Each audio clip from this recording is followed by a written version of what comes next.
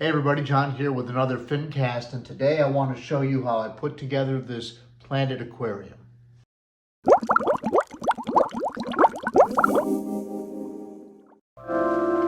This style aquarium is something I've wanted to do for a very long time. So I started out, I had an old tank that was already in the office. I gave the tank a good cleaning and then started buying substrate online and at local pet stores, including Petco and PetSmart. I also ordered some plants online, and I bought a variety of tissue culture plants, again, at the big box stores.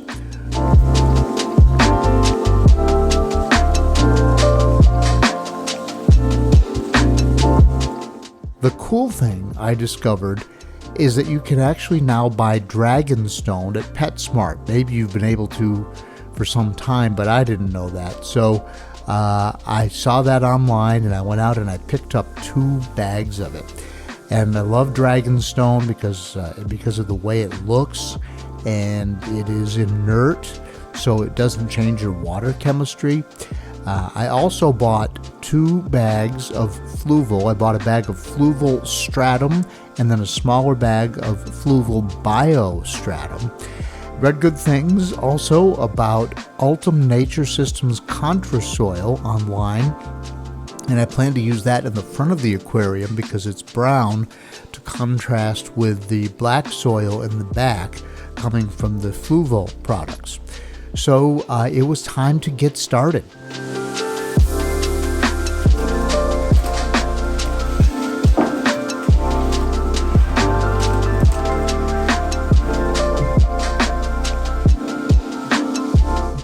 I sloped the 2 back corners, and then I began placing the dragonstone.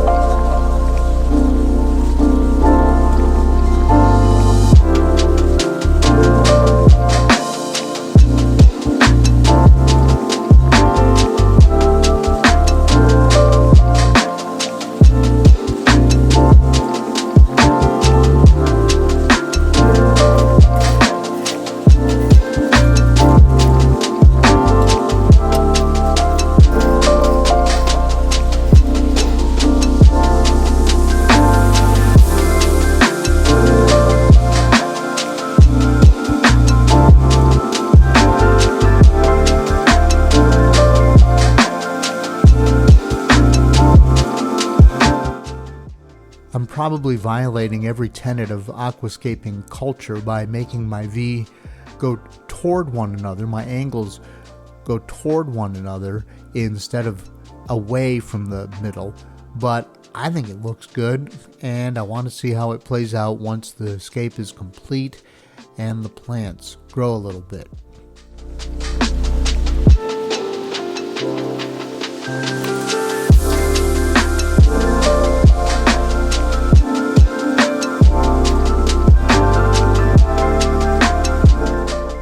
So with the gravel moistened, I started planting, and I found this to be amazingly therapeutic, and watching the aquascape take shape was very satisfying.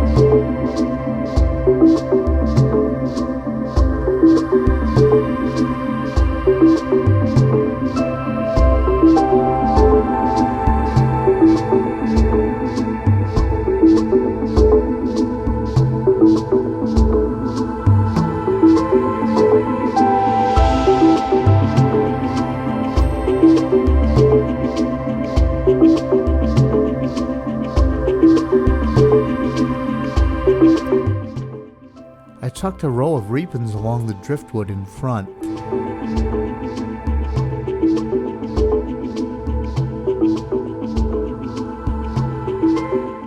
Kinda looks like a row of shrubs in front of the house, but I'm hoping it'll look a bit wilder as it grows out over the log.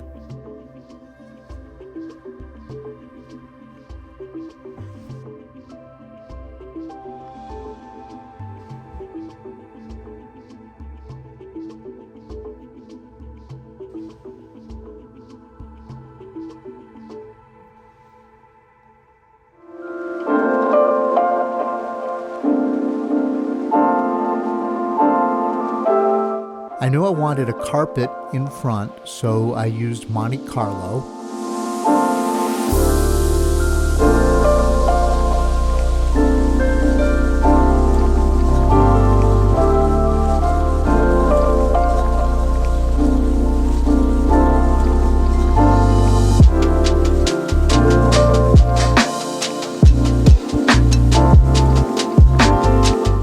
I used Gorilla Glue to attach medium to small size Java ferns to a piece of driftwood and to a nearby piece of stone. In my mind, that sort of drew the whole thing together. I wanted to get some plants growing up into the middle of the scape a little bit, and that Java fern gave me a little bit of elevation.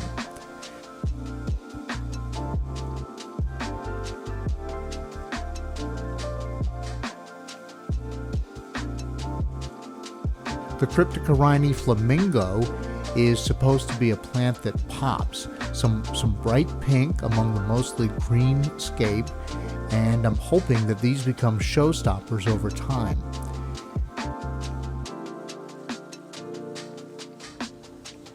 Then the Bucephalandra green wavy, or Buse, I also glued to the driftwood.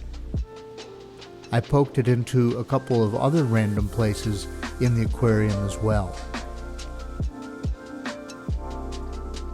I placed several smaller varieties of Anubias into the crevices and grooves in the aquascape, and I even glued one to a section in the rear on the back of a piece of dragonstone.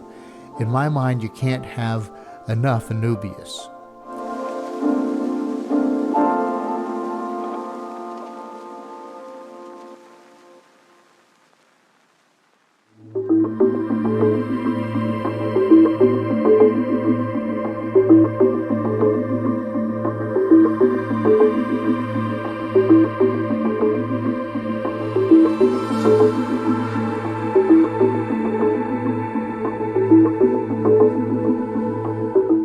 After a couple of weeks, I purchased a small group of neon and black tetras along with a Chinese algae eater and put them in the aquarium.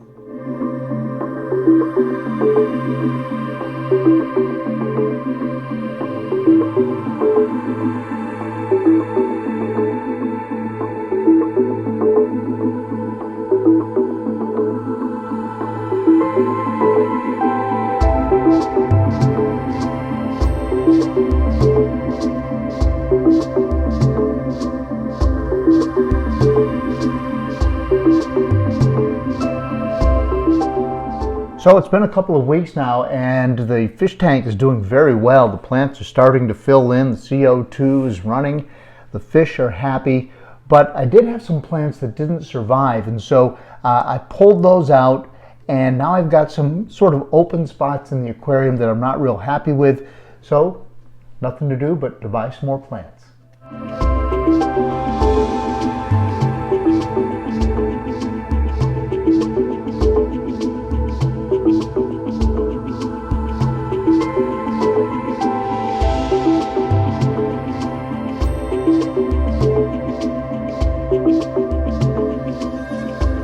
I'd ordered sort of a random selection of plants, and quickly I knew that the narrow leaf chainsword was something that I wanted to add to this fish tank. There were some open spaces, and I just felt like that was the plant that worked there.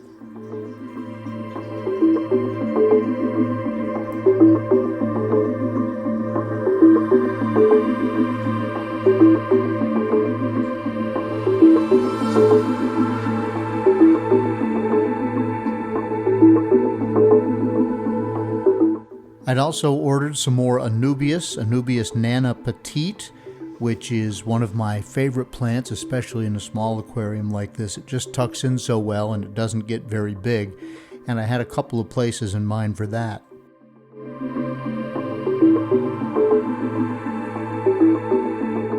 And even though the carpet was growing really well, after a couple of weeks, I ordered some more Monte Carlo and just started putting that in the fish tank to thicken up that carpet. Probably I could have been a little bit more patient, but this was something that was easy to order. It wasn't very expensive, and I thought, why not? I also decided that my little river of brown that went up the middle of the tank really needed to be a river of green. So I put a lot of Monte Carlo back there, and I'm anxious to see what that looks like. Now it's just a matter of letting everything settle in, and I'll be trimming the Monte Carlo and replanting some of the stems and just sitting with this tank for a while and seeing what I think about it.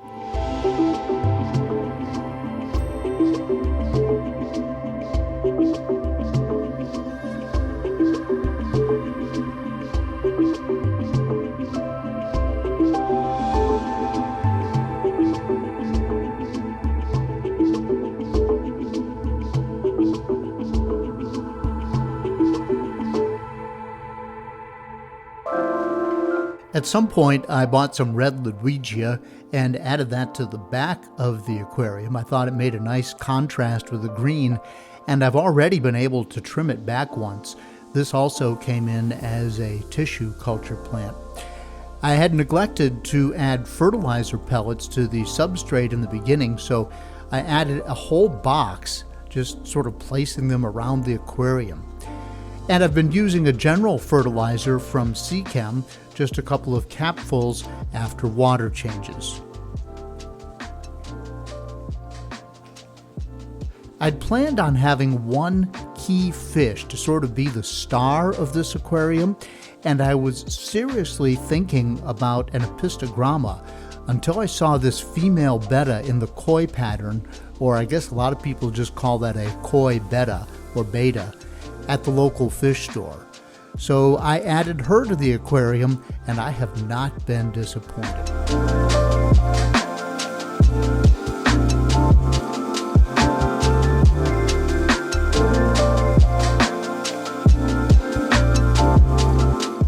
I'm just back from vacation, and after being gone for 8 days, I can really see an amazing difference in this aquarium in just that amount of time.